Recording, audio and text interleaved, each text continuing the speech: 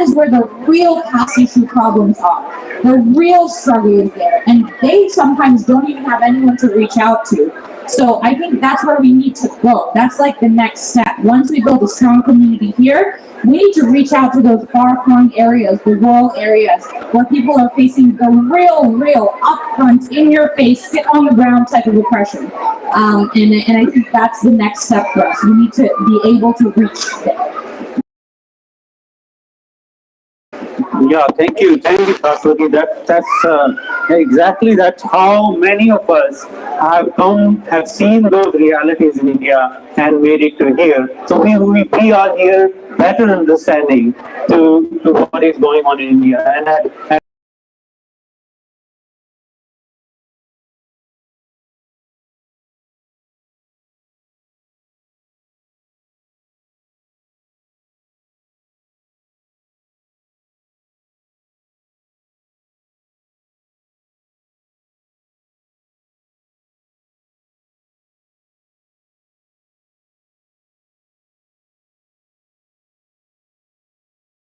of that trust, then movements fall apart. And that's also part of the movement. But trust building is one of the things. That trust building is part of the community building. That's how community are built. Now, I want to shift attention a little bit to Malini, who has been doing a very conceptual work around the idea of capitalism and now linking it with caste. And not only that, she's been an activist who has been protesting, and I met her actually recently in Washington, D.C. when we were protesting recently on something. Okay, so Malini, I wanted to just link it, or how is your work linking or addressing the issues of caste, because when you study India, you can't actually think of not talking about caste because it's a part of the structure. So how your scholarship address the issues of caste? Thank you so much, Gaurav-ji. Jai Bhim, everyone. Jai Pure, Jai Periyar, Cool Johar. It's so wonderful to be with all of you today, and thank you so much to the Ambedkar International Center for organizing. So to answer Gaurav's question, what I'm interested in doing is really bringing together analyses of caste and race, and to try to learn what can we draw from both the anti-caste tradition, the critical caste studies, as well as critical race studies, to really analyze how these hierarchies are produced, even in the so-called modern world. So my research is based in urban India, particularly in Bangalore, and looking at how caste urbanizes, especially through land markets, and how activists there, Dalit activists working with other kinds of labor, sanitation worker activists, are fighting land grabs in a context of rapid urbanism, of rapid capital flows, of increased inequality, especially to do with land and housing. But bringing that now to bear on the global Ambedkar movement. As was just said, I think the beauty of the Ambedkar movement is that it adapts to try to build empathy and solidarity with the struggles of the people where the movement is happening. So, for instance, in California, as you might have read in the news, and this is where analyses of caste and race are so interesting and they really shed new light. You have a Sikh Punjabi farmers coming together with Mexican workers, using the framework of casta and caste to understand shared forms of oppression across race and caste. And to me, we must pay attention to these kinds of solidarities, the deployments of language across various contexts to further bring out the Ambedkar movement. And I think the trajectory of the global Ambedkar movement. I just also want to add that as we build the future of the movement, we should not lose sight of the rich history of the movement internationally.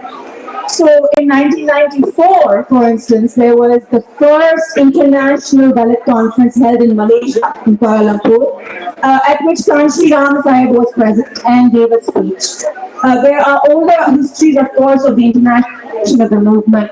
So I would urge all of us to read on these histories, to tell these untold stories, to think about how to build these bridges. Of course, different forms, difference, it was just said in the earlier comments, and to continue that project. Thank you, Gaurav. Yeah, so building coalition, building different association, and I think which you all experience, I can give you a best example that when we won Seattle, and I say the victory of Seattle was not possible just with ourselves. It was the so much support of all our fellow being from the black community, the white community, Jewish community. We had the great support of our Dalit Sikh people, our Dasya Sikh people, and we had so many other communities coming together, and that's what made these things possible. So this is what we want to remember that. And this statue today is also part of that solidarity, that each one of you from different types of organizations and different ethnicities are coming together here and celebrating this. So, and if I remind you of history, that it is all started by Dr. Ambedkar, because that how he started his alliance. He started his alliance through W.P. Du Bois and the whole black movement and all the professors that you have seen in his list. And that is what was making Ambedkar a global movement. And I want to come back to that what makes it global. But let me also hear a little bit from our guest, a new member, Pareen Samani, Professor Pareen Samani. She has been doing amazing work in the area of human rights and especially on women's rights and women issues. So, Pareen, how do you link your work with the issues of Dalits in India all around the world? First of all, I would like to say, Jai Bhai. आपको सबको हमारा good morning to each and everyone. I would like to say a big thank you to Narendra ji, Gaurav ji, Gautam ji, and Nakul ji, who have connected me to this group of Dr. Babasaheb Ambedkar. It's my privilege and my honor to be with you all. Let's give her a big hand. Hey. Thank you.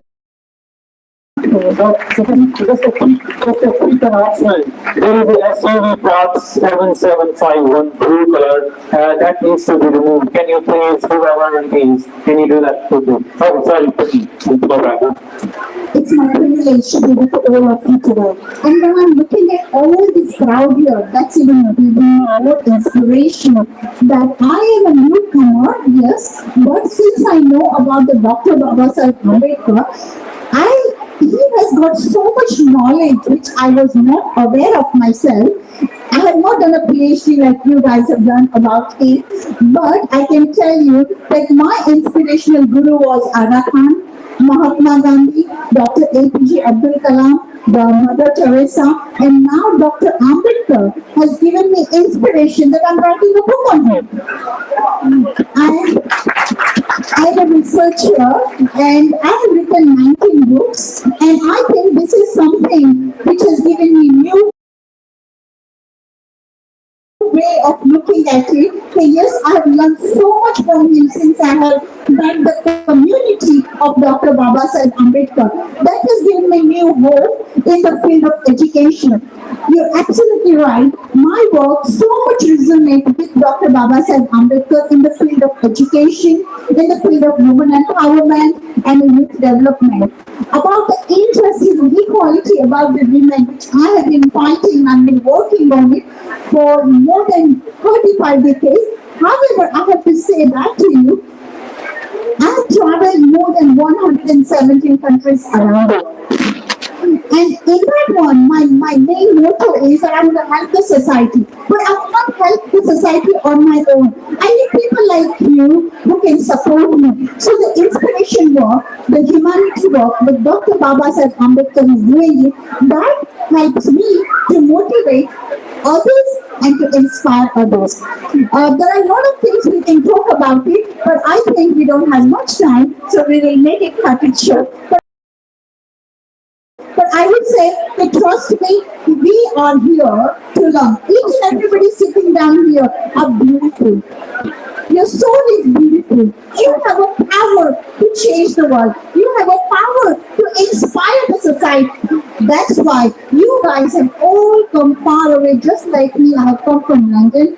I'm sure each and everybody who is here has made a remarkable, important time to come to this international event today, to the unveiling of Dr. Baba Saheb Ambedkar. So thank you very much for having me. Thank you, Pareen. Thank you. Yay. Thank you. So I'm going back to Jeremy now. Jeremy, you pointed out one very interesting through his research. He looks at the Indian struggle of Dalits is kind of maybe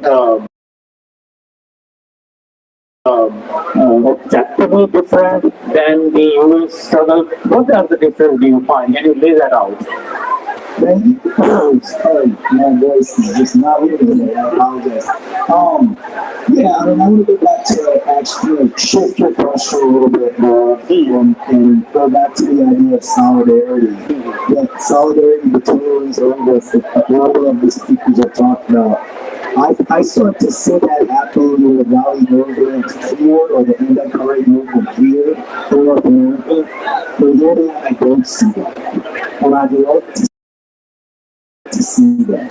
So much of what I was doing in the full day that I was on at Symbiosis was trying to bring together people from higher caste communities with lower caste communities to have that dialogue. There's a real dialogue happening between those communities.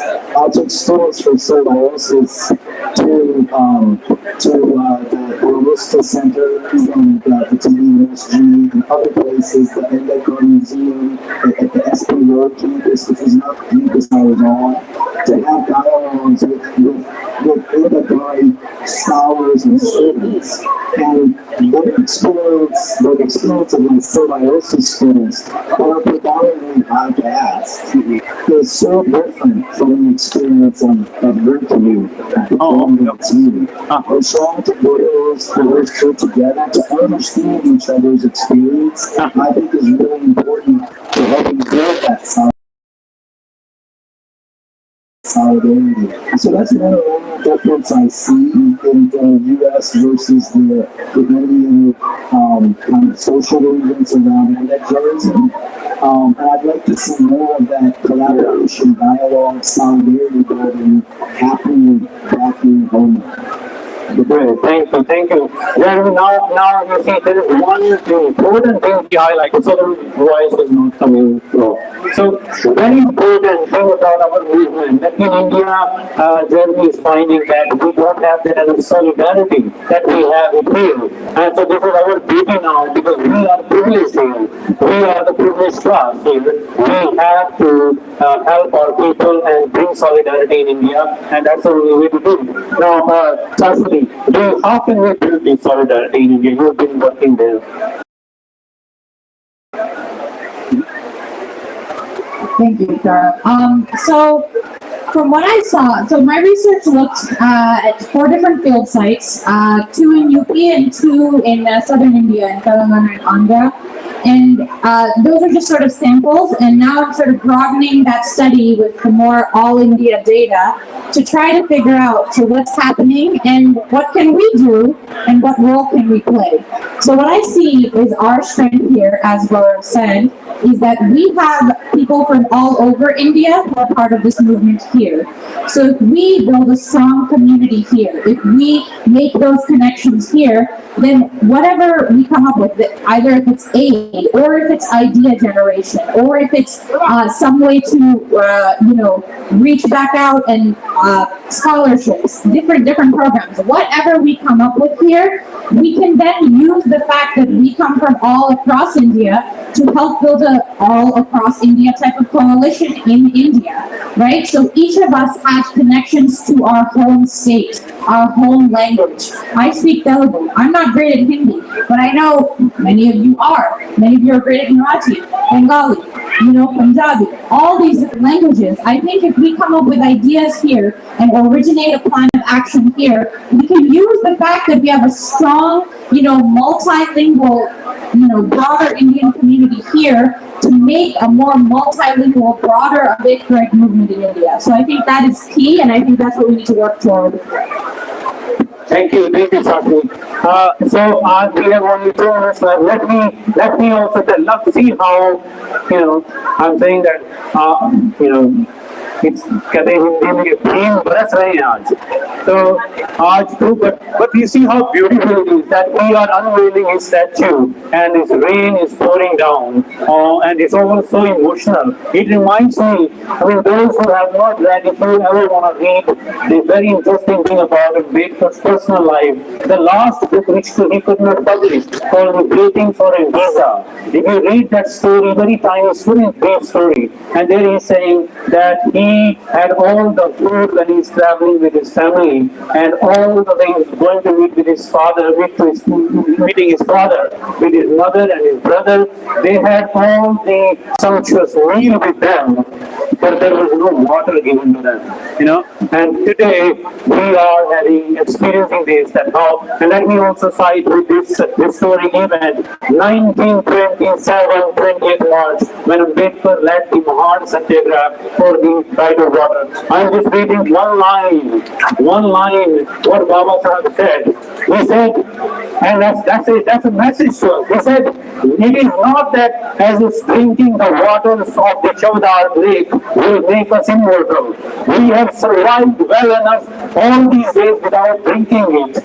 We are not going to the Chavdar lake merely to drink its water. We are going to the lake to assert that we too are human beings like others. It must be clear that this meeting has been called to set up the norm of equality. And now, 100 years later, we are inaugurating his statue of equality. And that I give you all of you all the best wishes and all the very best. Namo Buddhaya Jai Bhim, and we will see you again. And it's a struggle. It's not the movement just of Ambedkar history. It's a whole history from Buddha to Kabir, Sant Raidas, Baba Nanak, and Ambedkar, Sant Gadagir, and all those people that you can think of around us. This is the movement of hope. And I want that 10 years down the line, when if the AIC, this statue should be as popular, it should be part of our legacy, that as people go to Diksha Bhumi Nagpur, people would come here to visit, see the statue.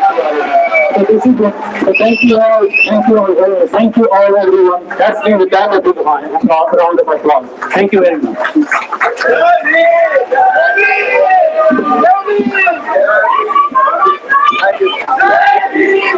It was great.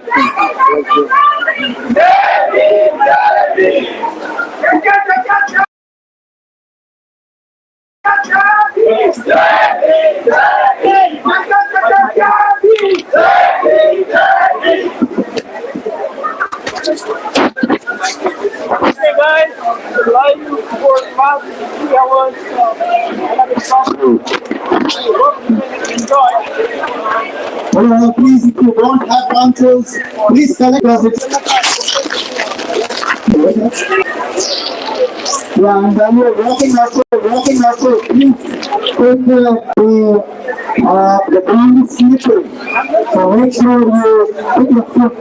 ये ना AIC को official को live करके Not carefully, please.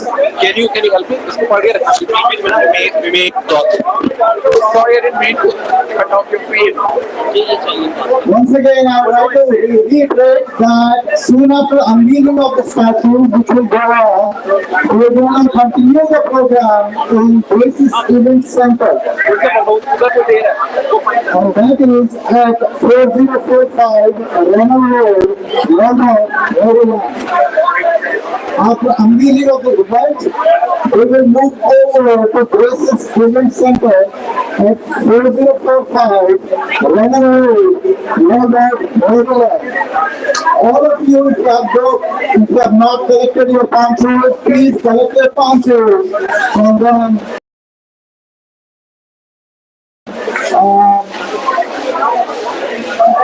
and once this is out, then the grace is held, not here. And also, again, this is a repeat of the announcement. The vehicle with the number 7751 that has been parked in private property, please remove it or move it before it gets towed. Whoever this vehicle is, the vehicle color is blue, I guess. The number of the vehicle is 774 in the private property before it gets towed. कितने next pro हम कितना रख रहा है? ये तो grace वाला जी। कितना पूरा? महाराज जी। At this time, I would like to request everyone to mic लिया है। with your ponchos on and your umbrella, please assemble in front of the statue. And at this point, I would like to invite एक second. है आपके पास? Ram Kumar ji. हाँ, so ये बताओ इसको video put this.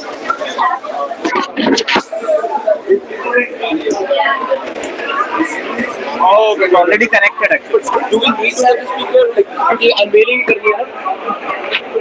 So you can. Get your umbrella and ponchos and move over in front of the statue, please. So you took it here somewhere. Okay. Huh? Okay. Entire group is listening. Alrighty. I'll keep announcing. Please assemble in front of the statue. The unveiling ceremony is about to begin. Get your umbrellas. It's very easy.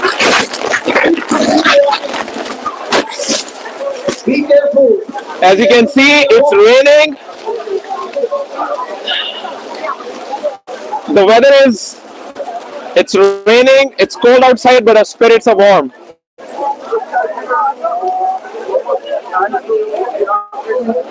We're going to be here at the inauguration. Excuse me, this is official.